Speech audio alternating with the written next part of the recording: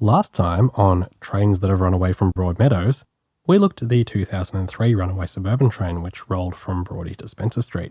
But that wasn't the first time a train had run away from this location, and in this video we're going to go all the way back to 1960 to look at an incident which has a lot in common with the 2003 event, but in a very different time, with a very different cause, and a very different end result. This is the story of the other Broadmeadows runaway.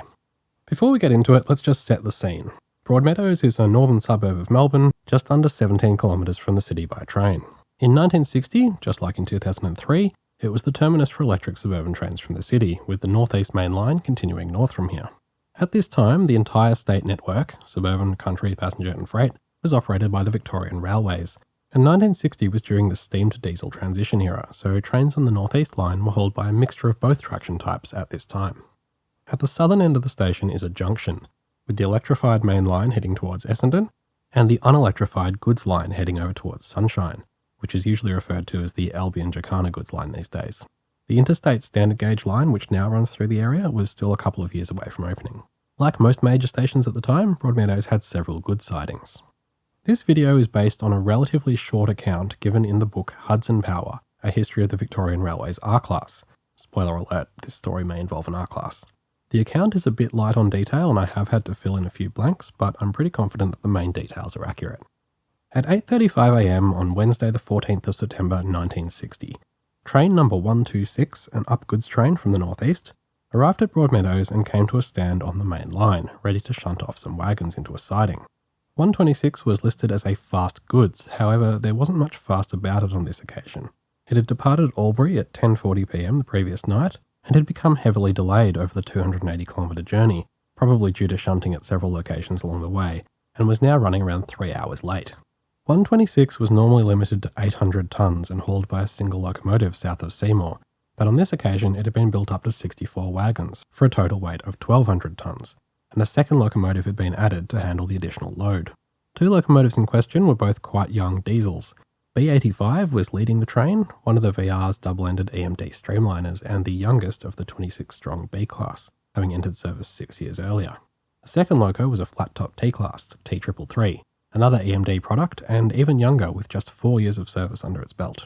Like all goods trains at the time, 126 was crewed by 3 men. A driver and fireman in the lead locomotive, yes, he was still called a fireman at the time despite being on a diesel, and a guard in his van at the end of the train.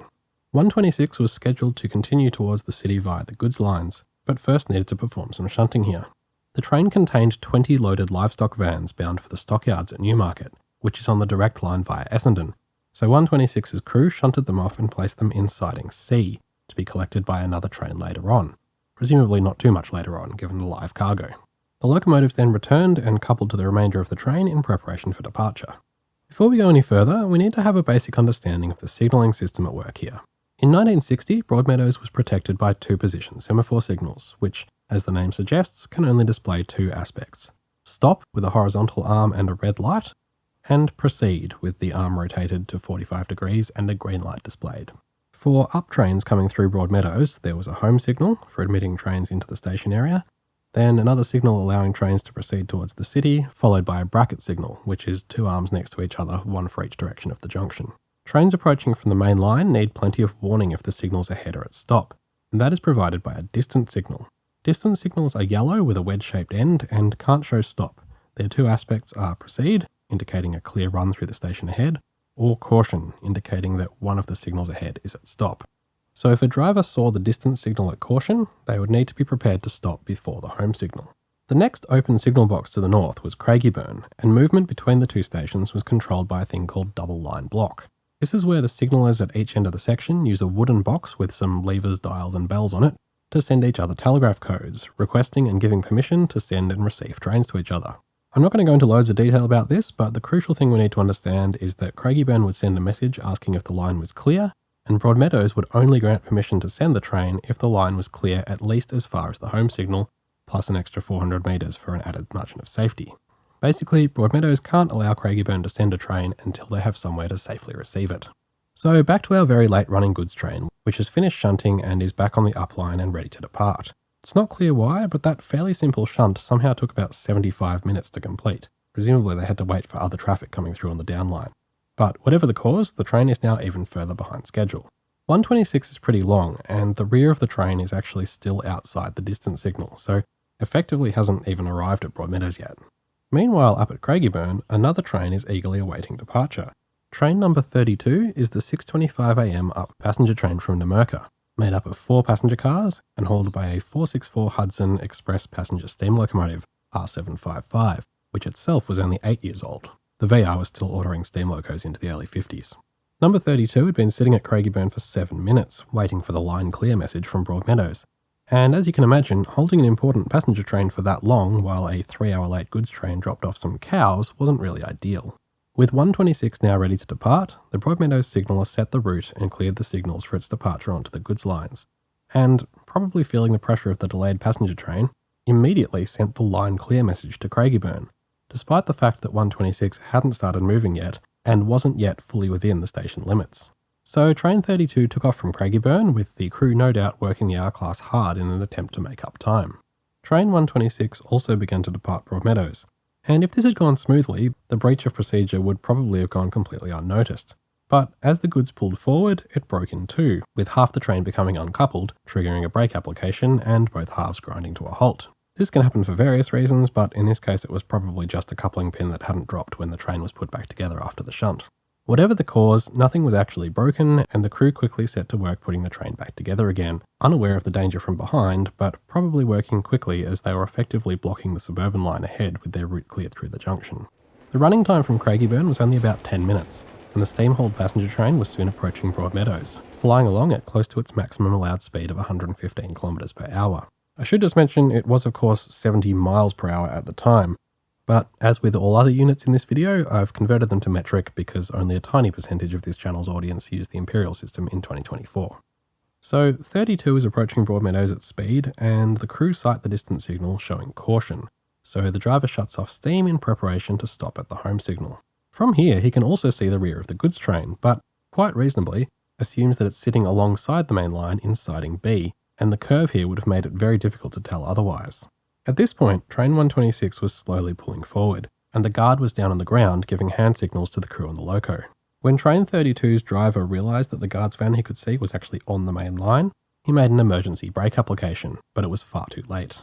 The guard ran clear, and at approximately 10:01am, train 32 slammed into the rear of 126 at around 65 km per hour, completely demolishing the guard's van and several wagons. R755 came to a halt at an alarming angle, and remarkably, we have a picture of this taken moments after impact by photographer Harry Williams, who must have been either on the train or very nearby. Note the steam still escaping. The first passenger car, second class E-Type carriage 24BE, derailed but remained upright, and 12 passengers received minor injuries. The account doesn't specifically mention the condition of R755's crew, but it does quote the driver later, so presumably they survived despite the catastrophic damage to their locomotive. Meanwhile, up at the front of the goods train, something else, the thing this video is actually about, was being set in motion. Seeing the impending disaster approaching from behind, train 126's fireman jumped from the slowly moving train. The account states that the driver was then thrown clear from the locomotive by the impact. However, the door on a B-class is quite small, only about 2/3 of a person height, and is positioned behind the driver's seat, so he must have already been hanging outside the loco and not actually at the controls. The driver had left his seat without closing the throttle, which was still in notch 6. There are 8 throttle notches, so notch 6 is 3/4 of the way to full throttle. The impact from the collision caused a coupling to break between the 5th and 6th wagons. It's not clear if that's the same point in the train that came apart earlier, and this separation would have caused the brakes to apply. However, with the dramatically reduced train length, the 2 diesels were now powering against the braking effort of just 5 wagons, and they were winning. If this scenario were to happen today, this is when the vigilance control would save the day, which is designed to stop the train if the driver becomes unresponsive, or in this case, completely absent. However, in 1960, the VR hadn't yet adopted such a system, so there was nothing in place to disable the train. As the signaller had already set the route, the now unmanned train had a clear run out of Broadmeadows and onto the goods line. If you're curious, this is the route taken by the 2003 Runaway 4 decades later. If we take a look at the gradient diagram for the goods line, we can see that, while not as steep as the main line via Essendon, it's a gradual downhill run the entire way to the city, with only a few very short climbs. For the next 12 kilometres or so, there were no major hazards. The goods line doesn't have any tight curves, travels through a sparsely populated area, and back then was double track the whole way. Our train would have passed over the large Moonee Ponds Creek Viaduct and the even larger viaduct over the Maribyrnong River, which is 400 metres long and the highest railway bridge in Victoria, providing some great views, although this particular train probably didn't appreciate it at the time. However, things were about to get a bit more challenging. The train was approaching Albion, where the goods line merges with the busy suburban line to St Albans, today's Sunbury line, which is also the main line to Bendigo. The written account doesn't tell us much about what train control knew about the runaway train. However, it seems that the signaller at Albion had only just been notified as the train approached. Fortunately, the up line was clear and the signaller was able to accept the train, apparently only just managing to close the interlocked crossing gates at Ballarat Road in time. The train then continued along the suburban line for just over a kilometre to the busy junction station of Sunshine, where the Ballarat line comes in from the west. Fortunately, the signaller here was also able to give the train a clear route, diverting it at the up end of the station onto the next set of goods lines towards Tottenham Yard. The Sunshine signaller made a call to Tottenham requesting they find a way to derail the train, but there was no time to do this. Tottenham Yard is on a long downhill slope towards the city, designed to allow gravity shunting, and from here the goods lines continue to descend towards Footscray. There aren't any specific estimates of the train's speed along here, but the implication is that it got from Sunshine to Tottenham pretty quickly, and that's the top of the hill, so it must have been moving at a fair pace, and those brake blocks must have been getting pretty toasty. The train wound downhill and into the Bunbury Street Tunnel, passing under suburban Footscray, then out onto the other Maribyrnong River Bridge, then around the curve towards North Dynon, managing to remain upright through several sets of 40km/h points, despite gloomy predictions to the contrary. As the train passed through the yard adjacent to South Kensington Station, a quick-thinking signaller set the points for a siding containing 6 GY wagons loaded with flour, which train 126 promptly ploughed into, completely destroying the first wagon, but finally coming to a halt covered in flour at 10:25 a.m.